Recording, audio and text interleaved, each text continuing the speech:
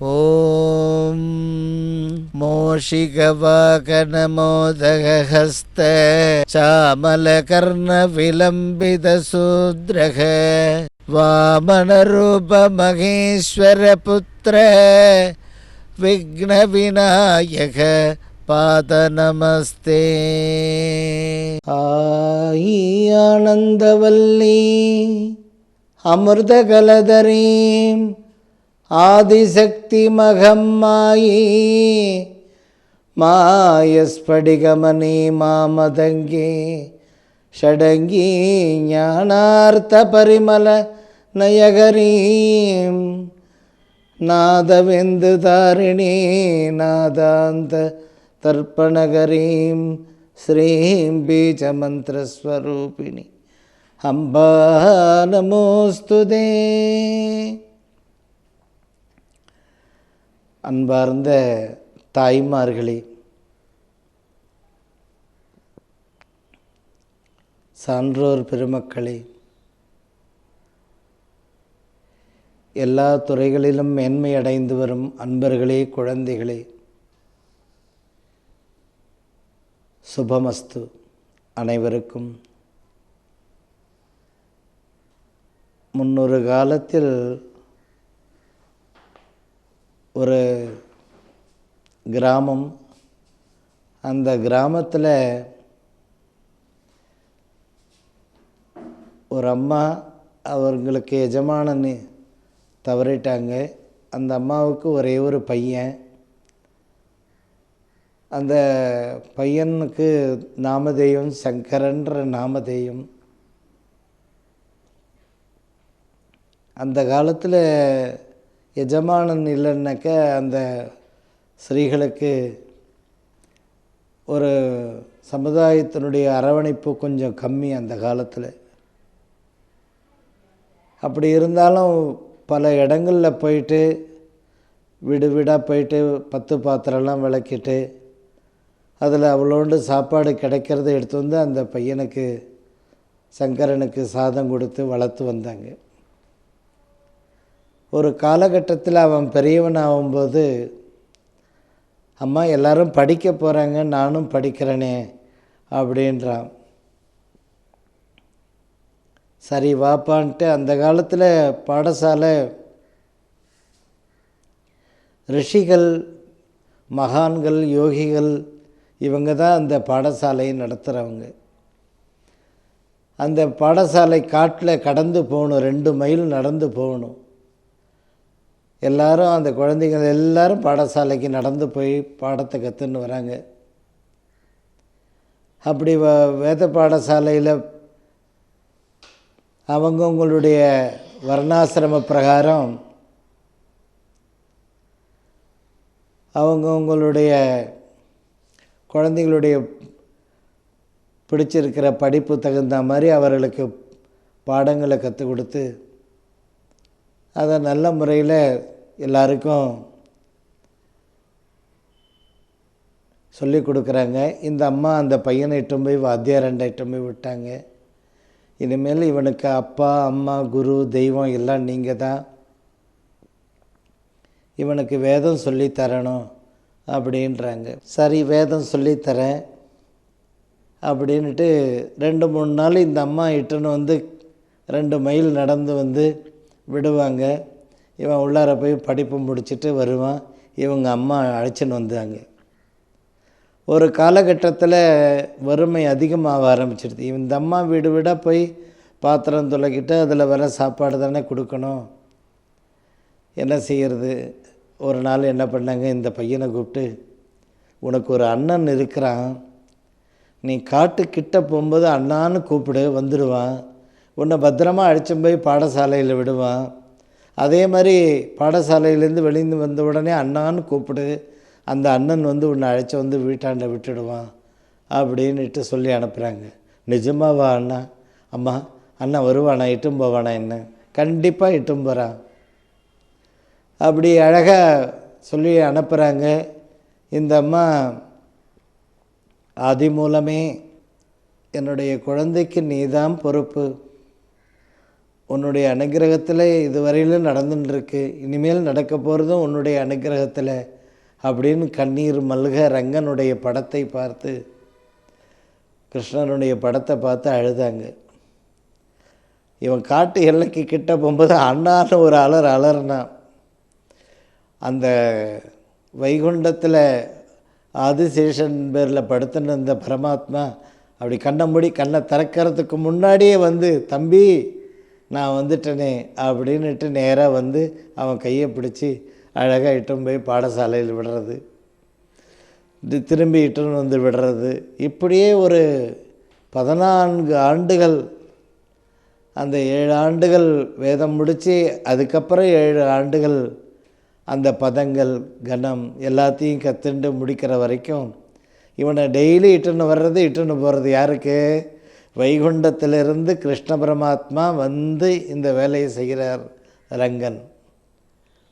ஒரு நாள் கேட்குறாங்க, உங்கள் அண்ணன் வராரப்பா, நீ சொன்ன மாதிரி கரெக்டாக வந்துடுறாருமா சரி அப்படின்னாக்கா நீ வந்து தொடர்ந்து அவரையே பின்பற்றி போ அப்படின்னு சொல்லிட்டாங்க. ஆண்டுகள் எல்லாம் முடிஞ்சது. எல்லோரும் குரு தட்சணை ராஜா வீட்டில் ரதத்தில் பல லட்சக்கணக்கான பொற்காசுகளும் வைர வைடூரியங்களும் பட்டு பீதாம்பரங்களும் ஏற்றின்னு போகிறாங்க குருவுக்கு காணிக்கைய. ஒவ்வொரு மந்திரி வீட்டில், சேனாதிபதி வீட்டில், செட்டியார் வீட்டில், ரெட்டியார் வீட்டில், நாயுடு வீட்டில், எல்லா வர்ணத்தில் இருக்கக்கூடிய எல்லா வீட்டு குழந்தைங்களும் தட்டு தட்டாக பொன்னும் பொருளும் ஆபரணங்களும் எல்லாத்தையும் எடுத்துன்னு போகிறாங்க குருவுக்கு. படிப்பு முடித்தாச்சு, குரு காணிக்க தர்றதுக்கு. இவன் மட்டும் கிட்ட போய், அம்மா இந்த மாதிரி இன்றைக்கி குரு காணிக்க தரணும், இத்தனை நாள் உனக்கு அண்ணன் வந்தான்னு சொன்னியே, அந்த அண்ணனையே கேளு தருவார். சரி, நேராக வந்தார். அந்த குரு காணிக்க தரணுமே, அந்த அண்ணனை பார்த்து, அண்ணா இன்றைக்கி குரு காணிக்க தரணும், இன்னையோட பாடம் முடியுது, ஸ்கூல் முடியுது, அப்படி நான் படிப்பை முடிச்சிட்டேன் அப்படின்னு. சரி, ஒரு டப்பா ஒன்று கையில் கொடுத்தார். கொடுக்கும்போது என்ன சொல்கிறாரு, உனக்காக நீ கூப்பிட்டீன்னா வருவேன், மற்றவங்களுக்காகலாம் கூப்பிட்டீன்னா நான் வரமாட்டேன். அப்பயே வைக்கிறாரு பாருங்க பொருள். அந்த பக்தி எங்கே இருக்கிறதோ அங்கே நான் வருவேன்ற மாதிரி அந்த டப்பாவை வாங்கிட்டு அவன் கீழே போட்டுட்டான். ராஜா வீட்டில் இந்த மாதிரி பல்லக்கு நிறைய வைர வைடூரியங்களும் பொற்காசுகளும் போகுது. அந்த செட்டியார் வீட்டில் யானை மேரில் அம்பாரமாக காணிக்க போகுது குருவுக்கு. நான் சின்ன டப்பாவை எடுத்து போய் கொடுத்தா எவ்வளோ கோபிக்க மாட்டாரா குரு, வருத்தப்படுவார், அசிங்கமாக எடுத்து அப்படின்னு ரொம்ப ஃபீல் பண்ணுறான். பரமாத்மா உடனே கீழே குளிச்ச அந்த டப்பாவை மறுபடியும் கையில் கொடுத்து இதை எடுத்து போய் நீ கடைசியாக கொடு, இந்த இத்தனை லட்சம் பொன், இத்தனை கோடி பொருட்கள், இத்தனை கோடி பணத்தையும் விட்டுட்டு உன்னை மடியில் தூக்கி வாரி அணைத்து முத்தமிட்டு யாரடா கொடுத்தாரு இந்த டப்பான்னு கேட்பார். ஆனந்த கண்ணீர் விட்டு தாண்டவம் ஆடுவார். அப்படியா, நிஜமாவா, உண்மையாவா, சத்தியமாவா, நிஜமாவதாப்பா. அந்த டப்பாவை நேராக எடுத்தும் போய் ரெடியாக நிற்கிறான். கிட்டத்தட்ட 900 குழந்தைங்க எல்லோரும் குரு காணிக்க கொடுத்தாச்சு. நடுக்க கால் வைக்க இடமில்லை, அவ்வளோ பொன்னும் பொருளும் பணமும் குவிஞ்சு கிடக்குது குரு காலடியில். வித்தை முடிஞ்சு படிப்பு முடிஞ்சு போகிற குழந்தைங்க கொடுக்குற காணிக்க. இவன் கடைசியாக போய் ஓரமாக போய் நின்று கீழே குனிஞ்சு பயந்துக்கின்னு அழுதுகினே, ஆமாம் எங்கள் அம்மா எங்கள் அண்ணன் அப்படின்னு ஏதோ சொல்லினே எடுத்துமே அந்த டப்பாவை கொடுத்துட்றான். எங்கள் அண்ணன் கொடுத்தாருன்னு சொல்லி முடித்தான். அந்த டப்பாவை வாங்கினார். அந்த டப்பாவை வாங்கி அந்த குருநாதரை திறந்து பார்த்த உடனே அந்த டப்பா உள்ளர 3 இதழ் துளசி இருந்தது. ஒரு துளசி இதழில் அனந்த பத்மநாபன் அந்த சாந்தாகாரம் புஜகசயனம் அந்த திருக்கோலத்தோடு அழகாக பொன்முருளாக அப்படி சிரிக்கிறார் பெருமாள். இன்னொரு இலையில் பத்மாவதி தாயார், இன்னொரு இலையில் அலமேலுமங்கம்மா. இப்படி இந்த திருக்காட்சியை துளசி தலத்தில் பார்த்து அவர் கண்ணில் இருந்து ஆனந்த கண்ணீர் வந்து கொண்டு இருக்கிறது. இத்தனை லட்சம் பொன்னையும் பொருளையும் பணத்தை எல்லாத்தையும் விட்டுட்டு எழுந்து நின்று, எத்தனையோ கற்பகோடி காலம் நான் இங்கே பாடசாலை நடத்துகிறேன், இந்த பாடசாலை நடத்துறதுக்கு என்றைக்காவது ஒரு பரம்பொருளுடைய தரிசனம் கிடைக்குமான்னு தானே காத்திருந்தேன். இன்றைக்கி கிடச்சிடுத்து தரிசனம். இது யாரா கொடுத்தது? எங்கள் அண்ணா தான் கொடுத்தாரு. உனக்கு எப்படா தெரியல? 14 வருஷம் இங்கே வந்து தான் போகிறார் எங்கள் அண்ணன். இங்கே வந்தாராடா? ஆமாம், பாடசாலைக்கு வந்து இங்கே தான் வாசலில் விட்டுட்டு போவார் என்ன. ஆஹா, பரம்பொருளே, இத்தனை ஆண்டுகள் இந்த பாடசாலைக்கு நடையாக நடந்து வந்தையா, 2 கிலோமீட்ரு காலையில் சாயந்தரமும் 2 கிலோமீட்ரு நடந்து வந்தியா. ஆனந்த கண்ணீர் விடுறாரு. கூப்பிட்றவங்க அண்ணனை கூப்பிட்டா வரலை. குருவுக்கு தெரிஞ்சு போச்சு, பரம்பொருளுடைய அனுகிரகம் கிடச்சிடுத்து, இந்த பாலகனுக்கு வந்து உதவி பண்ணார் அப்படின்னு. அதை போல் இந்த நிகழ்ச்சியை பார்க்குறவங்க எல்லாருமே வந்து ஒவ்வொருத்தருடைய ஹிருதயத்திலும் பரம்பொருள் அமர்ந்திருக்கிறார், பரமாத்மா இருக்கிறார். அந்த ஈதல், பரோபகாரம், தர்மத்தை ரட்சி, அந்த தர்மமே உன்னை ரட்சிக்கும் என்பது போல அந்த தர்மத்தை நாம் ரட்சிக்கும் பொழுது அந்த தர்மம் நம்ம குடும்பத்தையும் நம்ம குழந்தைகளையும் ரட்சிக்குமாம். அதனால் இந்த நிகழ்ச்சியை பார்க்குறவங்க, இந்த ராஜராஜேஸ்வரி பீடம் விழுப்புரம் மாவட்டத்தில் திண்டிவனம் பெலாகுப்பத்தில் இருக்குது. இந்த அம்பாளுடைய ராஜராஜேஸ்வரி பீடத்தில் செவ்வாய், வெள்ளி, ஞாயிறு அருள்வாக்கு நடைபெறுகிறது. அம்பாளுடைய பீடத்திலே ராஜராஜேஸ்வரி பள்ளி எல்கேஜிலேருந்து 12ஆம் வகுப்பு வரையிலும் படிக்கிறாங்க குழந்தைகள். கிராமப்புற குழந்தைகள் முழுக்க முழுக்க. அந்த கிராமப்புற குழந்தைகளுடைய கல்விக்கு உங்களால் ஆன உதவி, அதை நேரடியாக ஒரு முறை பீடத்துக்கு வந்து அம்பாளையும் அருள்வாக்கும் பெற்று அந்த குழந்தைகளுடைய கல்விக்கு பரோபகாரம், தர்மத்தை செய்ய வேண்டும். அந்த இடத்துல ஒரே ஒரு உதவி என்னென்னா, மகா பெரியவர்ன்ற ஒரு பெரிய பண்டிதர் போய் ஒரு கையில் ஒரு 10-15 சவர நகை நட்டோட பட்டு பீதாம்பரத்தோடு தட்டு நிறைய ஆப்பிள், கமலா, எல்லா பழங்களோட, ட்ரை ஃப்ரூட்ஸோடு, ₹1,00,000 பணத்தோடு போய் நமஸ்காரம் பண்ணி, நான் அமெரிக்கா போகிறேன், அங்கே போய் ராமாயணத்தை பிரசங்கம் பண்ண போகிறேன், மகாபாரதத்தை சொல்ல போகிறேன் அப்படின்னு எல்லாம் கம்பீரமாக சொல்லும் பொழுது கம்முன்னு இருந்தார் பெரியவர். ரொம்ப நாள் ஆச்சு, நான் அமெரிக்கா போகிறேன், இந்த வாரம் போயிட போகிறேன், அங்கே போய் பிரச்சாரம் பண்ண போகிறேன், ஆஸ்தீகத்தை பரப்ப போகிறேன், அதுக்கும் கம்முன்னு இருக்கிறார். சரி, கொஞ்ச நாளை பொறுத்து பெரியவா அப்படின்னு கூப்பிட்றாரு யார் பிரசங்கம் பண்ணுறவர். அப்போ பெரியவர் பார்த்துட்டு, நீ அமெரிக்காலாம் போக தேவையில்லை, கன்னியாகுமரியிலேருந்து காஷ்மீர் வரையிலும் இருக்கிற எல்லா கிராமங்கள்லேயும் போய் நீ இந்த மகாபாரதத்தை, இந்த ராமாயணத்தை, மகாகாவியங்களை, அதனுடைய தொடர் பல லட்சக்கணக்கான நீதிகள், கதைகள், இதையெல்லாம் உபன்யாசம் இப்படி பண்ணு, அதுதான் பெரியவாளுக்கு திருப்தி என்று சொல்கிறார். அந்த மாதிரி நீங்கள் செய்யக்கூடிய ஒரு உதவி, கல்விக்காக செய்யக்கூடிய உதவி, அந்த உதவி உங்களுடைய சந்ததிகளையும் உங்களுடைய குடும்பத்தையும் கற்பக விருட்சம், காமதேனு போல் உங்கள் இருப்பிடம் திகழும். இப்போ அபூர்வ விஷயத்துக்கு வருவோம். ஞானானந்தருடைய படம், அதாவது அந்த ஞானானந்தருடைய படத்தையோ, அல்லது ஞானானந்தர்னால் யாருமா?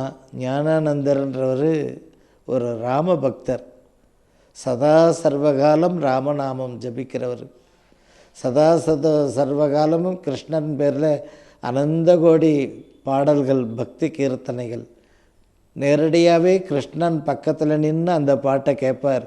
ஞானானந்தர் பாட ஆரம்பிச்சிட்ட ராமபிரான், சீதா லக்ஷ்மண பரத சத்ருக்கன ஹனுமத் சமேத ஸ்ரீ ராமச்சந்திரமூர்த்தியே வந்து அந்த பாட்டை கேட்பாராம் பக்கத்தில் நின்று. அப்படிப்பட்ட ஞானானந்தரை, அதாவது திருக்கோயிலூர், அந்த திருக்கோயிலூர் நதிக்கரை பக்கத்திலே இருக்குது தபோவனம்னு. அந்த ஞானானந்தருடைய பிருந்தாவனம் இருக்கிறது. அந்த ஞானானந்தருடைய தரிசனம் பௌர்ணமியில் செய்யுங்கள். உங்களை சுற்றி இருக்கக்கூடிய சிரமங்கள் அகலும். அவசியம் செய்யுங்க. அதே மாதிரி உங்களுடைய வாழ்க்கையில் நன்மைகள், நல்லதெல்லாம் உங்களிட வந்து சேர ஆரம்பிச்சிடும். அவசியம் ஒரு தடவை பௌர்ணமியில் அல்லது வளர்பிறை நாட்களில் போய் தரிசனம் பண்ணுங்க. அடுத்தபடியாக இந்த உங்கள் வீட்டு பூஜை ரூமில் மகா பெரியவா அவங்க வந்து சந்திரமௌலீஸ்வரர் பாலா திரிபுர சுந்தரியோடு பூஜை பண்ணுற விமானத்தோடு உட்காந்து பூஜை பண்ணுற படம் இருக்கும். அவருடைய படத்தை வீட்டில் வைங்க. அனந்த கோடி ஐஸ்வர்யம் உண்டாகும் உங்களுடைய இல்லத்தில். அதே மாதிரி மகன் மகள் இவங்களுடைய பேரம் பேத்தி இவர்களுடைய படிப்பு உத்தியோகம் எல்லாத்துலேயும் ஒரு நட்சத்திரமாக ஜொலிப்பார்கள், நல்ல மேன்மையாக வருவார்கள். அன்பு தாய்மார்களே, அதாவது வாழ்நாளில் எப்பயாவது ஒரு நேரம் கிடைக்கும்போது இரட்டை ஆஞ்சநேயரை தரிசனம் பண்ணுங்க.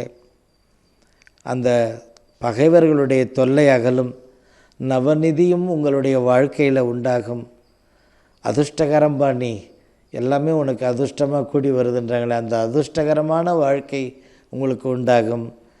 அதே மாதிரி உங்களுடைய வீட்டில் பிள்ளைகளுக்கு அந்த ஒரு கெட்ட நேரம் அகல வேண்டும். வீட்டில் உள்ள கெட்ட நேரம் நிவர்த்தி ஆகணும். சுபம் வாரிசு தடையில்லாமல் கிடைக்க வேண்டும். தனம் உங்களுடைய இருப்பிடத்தில் வர வேண்டும், நிலைத்திருக்க வேண்டும் தனம். அதுக்கு மஞ்சள் தூளில் ஒரு அறுகோணம், 6 கோணம் அழகாக அறுகோணம் சொல்லுவாங்க. மஞ்சள் தூள்லையே போட்டுட்டு அதை நெய் தீபம் போடுங்க. வளர்பிறை செவ்வாய்க்கிழமையாக போடுங்க. அப்படி போடும்போது உங்கள் பிள்ளைகளுக்கு இருக்கக்கூடிய கெட்ட நேரம் நிவர்த்தி ஆகும், வீட்டில் கெட்டது விலகும். அதே மாதிரி தனமானது உங்கள் வீட்டில் நிரம்ப ஆரம்பித்து விடும்.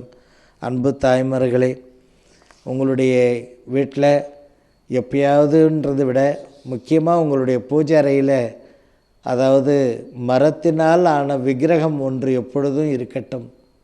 ஒரு பிள்ளையாரோ, ஒரு ராகவேந்திரர், பாபா, ஒரு ஆஞ்சநேயர், எது இருந்தாலும் மரத்தினால் செய்யப்பட்ட ஒரு விக்கிரகம் அது வீட்டில் பூஜை ரூமில் இருந்ததுனாக்க தீய சக்திகள் வீட்டுக்கு வராது.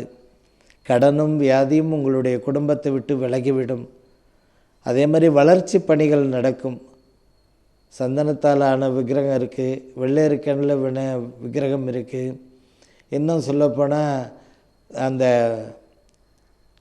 அந்த செம்மரத்தில் இருக்கக்கூடிய விக்கிரகங்கள் இருக்குது. எது கிடைத்தாலும் பரவாயில்ல, ஆக மரத்தினால் ஆன ஒரு விக்கிரகம் வீட்டில் இருக்கணும். உங்களுடைய வாழ்க்கையில் ஒரு புதிய பாதை உருவாகும் வளர்ச்சி பணிகள். அன்பு தாய்மார்களே, அதே மாதிரி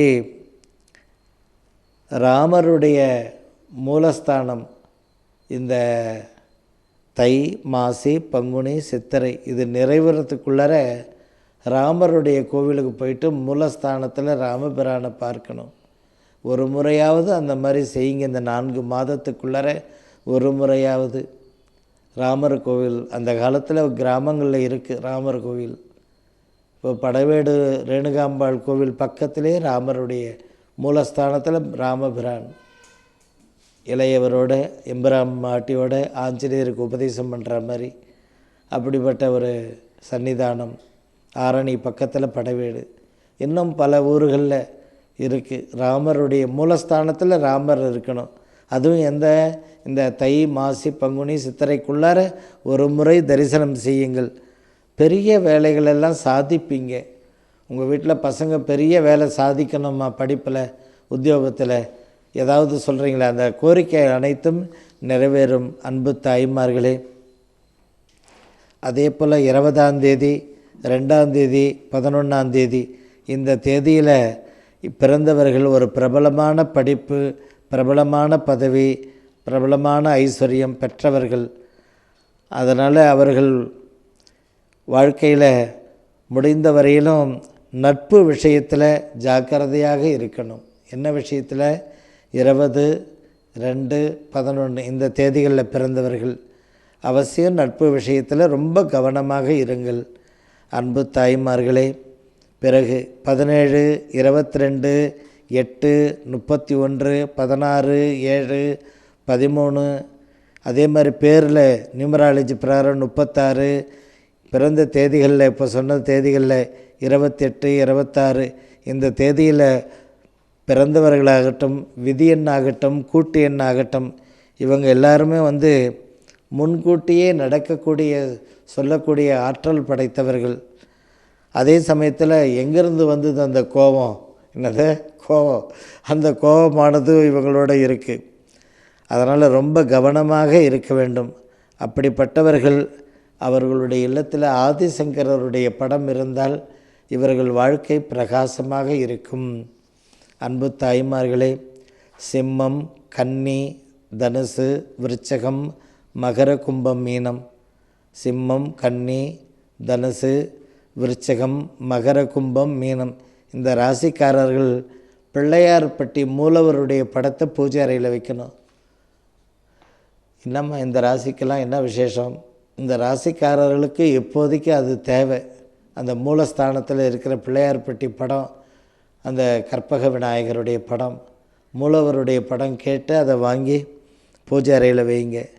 உங்களுடைய வீட்டில் வளர்ச்சி பணிகள் சிறப்பாக இருக்கும். இந்த ராசிக்காரர்களுக்கு தெய்வானுகிரகம் உண்டாகும். ஏன்னா இந்த ராசிக்காரர்களுக்கு 4 ஜாம்பவன்களால் எந்த இன்னல்களும் வரக்கூடாது. குரு, ராகு, கேது, சனி, இவர்கள் 4 பேரும் ஆண்டு முழுக்க ஒரு பக்கம் இருந்து அடுத்த ஒரு 1.5 வருஷம் 2.5 வருஷம் அப்படி இருக்கக்கூடியவங்க. அதனால் மீண்டும் அந்த ராசியை சொல்கிறேன். சிம்மம், கன்னி, தனுசு, விருச்சகம், மகர, கும்பம், மீனம். இந்த ராசிக்காரர்களுக்கு பிள்ளையார்பட்டி படத்துக்கும் என்னம்மா சம்பந்தம்? செந்தில் ஆண்டவன் திருச்செந்தூரில் யுத்த காலத்தில் கடுமையான யுத்தம் நடக்கிறது. ரொம்ப கடுமையாக. ஏன்னா அவன் சிவபக்தன். அந்தாண்ட பக்கம் இருக்கிறவன் சூரபத்மன், இந்த பக்கம் பராசக்தி மைந்தன், அக்னியில் நெருப்பில் உருவானவன், நெற்றிக்கண்ணில் ஈஸ்வனுக்கு. ஆனால் கடுமையான யுத்தம் நடக்கிறது. முருகனுக்கு எப்படியாவது செந்தில் ஆண்டவனுக்கு யுத்தம் அவருக்கு சாதகமாக ஜெயம் ஏற்பட வேண்டும் என்று அந்த பிள்ளையார்பட்டி கணபதி கையில் சிவலிங்கத்தை வச்சு தியானம் பண்ணுறார், தம்பி ஜெயிக்கணும்ன்ட்டு. அப்பா இப்போ புரியுதுங்கள? இந்த சிம்மம், கன்னி, தனுசு, விருச்சகம், மகர, கும்பம், மீனம் இந்த ராசிக்காரர்கள் வாழ்க்கையில் ஜெயிக்கணும். எல்லாத்துலேயும் நீங்கள் ஜெயிக்கணும். அத்தனை எண்ணல்களையும் தவிடுபடியாக்கி நம்பர் 1 வரணும். தொழிலையும், பொருளாதாரத்திலையும், வாழ்க்கையிலையும், உங்களுடைய குடும்பத்தில் எல்லா அந்தஸ்தும் உயர்ந்திருக்கணும், சிறப்பாக வளர்ந்துருக்கணும், ஐஸ்வர்யத்தில், ஆரோக்கியத்தில். அப்போ இவங்க எல்லாருமே பாதுகாப்பு என்ன வேணும்? பிள்ளையார்பட்டி மூலஸ்தானம் ஃப்ரேம் கம்ப்யூட்டரில் இறக்குப்பா அப்படின்னு கம்ப்யூட்டரில் போட்டால் தட்டினா ஒரு பிரிண்ட் அவுட் வந்துடும். பிள்ளையார்பட்டி கற்பக விநாயகர் மூலவர் படம் அழகாக ஃப்ரேம் பண்ணி பூஜையில் வச்சுடுங்க. ஏன்னா இவங்க இந்த ராசிக்காரர் அவருடைய கணபதி இருந்தால் அவருக்கு வாழ்க்கையில் இவங்க எல்லாருக்கும் க்ரீன் சிக்னல், தினம் க்ரீன் சிக்னல் விழுந்துட்டாப்பா போகலாமா அப்படின்ற அந்த மாதிரி அந்த க்ரீன் சிக்னல் டெய்லி கொடுத்துடுவார் அவர் கணபதியான். அன்பு தாய்மார்களே, பௌர்ணமி வேளையில் சுவாமி அணிந்த மாலை வீட்டு வாசலில் கட்டுங்க. அந்த பௌர்ணமி சந்திரன் வருகிறானே முழு நிலவோடு, அந்த பௌர்ணமி திதி, அந்த பௌர்ணமி நிலவு நம்ம வீட்டு வாசல் பேரில் விழும். அப்போ வாசலில் அந்த சுவாமி அணிந்த அல்லது மாயலை தோரணமோ இருந்தால் அந்த வீடு எப்பொழுதும் ஆனந்த நிலையமாக இருக்கும். அந்த இடத்துல அனந்த கோடி லக்ஷ்மி கடாட்சம் தாண்டவம் ஆடும். மாதத்தில் ஒரு நாள் பௌர்ணமி வருது, மறக்காமல் ஒரு மாலை, சுவாமி அணிந்த மாலை பிரசாதமாக வாங்கி வாசலில் கட்டுங்க. இல்லைன்னா மாயலை 2 கொத்தாவது வாசலில் சொருவுங்க. இன்றைக்கி பௌர்ணமி. நம்ம வீடு எப்பொழுதும் அனந்த கோடி ஐஸ்வர்யம் நிரம்பி இருக்கட்டும், ஆனந்த நிலையமாக இருக்கட்டும்.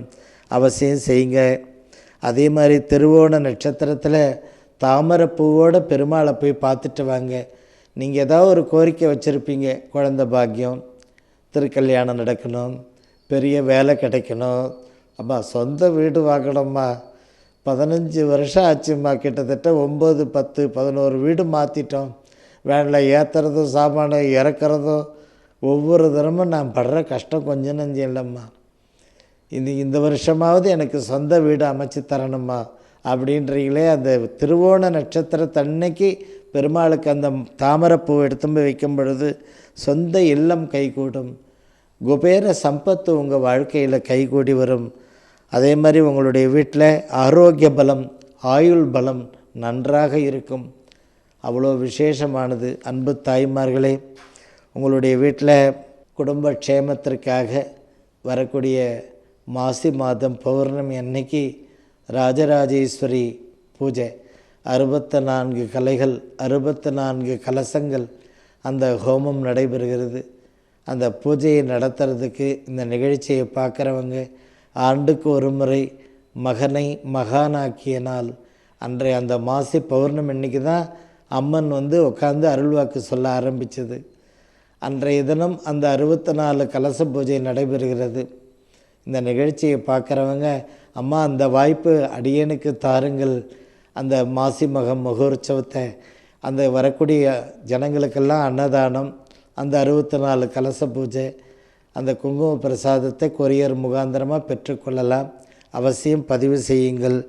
அன்பு தாய்மார்களே, எப்படியாவது ஒரு தரம் பௌர்ணமி வர நேரத்தில் கொடிமரத்தாண்ட போய் நமஸ்காரத்தை பண்ணுங்கள். சாயந்தரம் 5:45 பௌர்ணமி வந்துடும். அந்த நேரத்தில் கரெக்டாக பிரதட்சணம், பகவானை பிரதட்சணம் பண்ணிட்டு, அம்பாளை பிரதட்சணம் பண்ணிட்டு, பெருமாளை பிரதட்சணம் பண்ணிட்டு, என்ன அங்கே இருக்கோ அந்த மூர்த்தியை சுவாமியை தரிசனம் பண்ணிட்டு, அந்த சந்திரன் அருணோதயம் ஆயிடுத்து, 6:45 ஆயிடுத்து, 5:45 வெளியே வந்துடுறார் சந்திரன். அழகாக 6 மணிக்கு சந்திரன் ஆகாயத்தில் பிரம்மாண்டமாக இருப்பார். அந்த நேரத்தில் கொடிமரத்தாண்ட நமஸ்காரம் பண்ணுங்க. பையனுக்கு வேலை கிடைக்கணும், பையனுக்கு கல்யாணம் நடக்கணும், நல்லபடியாக குழந்தை உண்டாகணும் வீட்டில், அப்படி யாராவது ஒருத்தரை நமஸ்காரம் பண்ணுங்க, நினைத்த வரம் கைகூடி வரும். அதே போல் குளக்கரையில் இருக்கக்கூடிய ஹனுமானுக்கு செவ்வாய்க்கிழமையில் நெய் தீபம் போடுங்க. சத்துருக்களுடைய தொல்லையும், அதாவது சத்துருக்கள்னு இன்றைக்கி நிறைய இருக்குமா, குடும்பத்திலே இருக்குமா சத்துரு தொல்லை, சொல்கிற பேச்சு கேட்க மாட்டேங்குதும்மா பசங்க அப்படின்றாங்க. அந்த தொல்லைகள் குழந்தைகள் நல்ல நிலைமைக்கு வர வேண்டும். அதே மாதிரி சத்துருக்களுடைய தொல்லை அகல வேண்டும். அந்த பூஜைக்கு அந்த நெய் தீபத்தை செவ்வாய்க்கிழமையில் அந்த குளக்கரையில் இருக்கிற ஆஞ்சநேயருக்கு போடணும் நெய் தீபத்தை. நிகழ்ச்சி எல்லாருக்கும் பிடிச்சிருக்கும், எல்லாருக்கும் ஷேர் பண்ணுங்கள். அம்பாளுடைய அனுகிரகம் உண்டாகட்டும். சுபமஸ்து.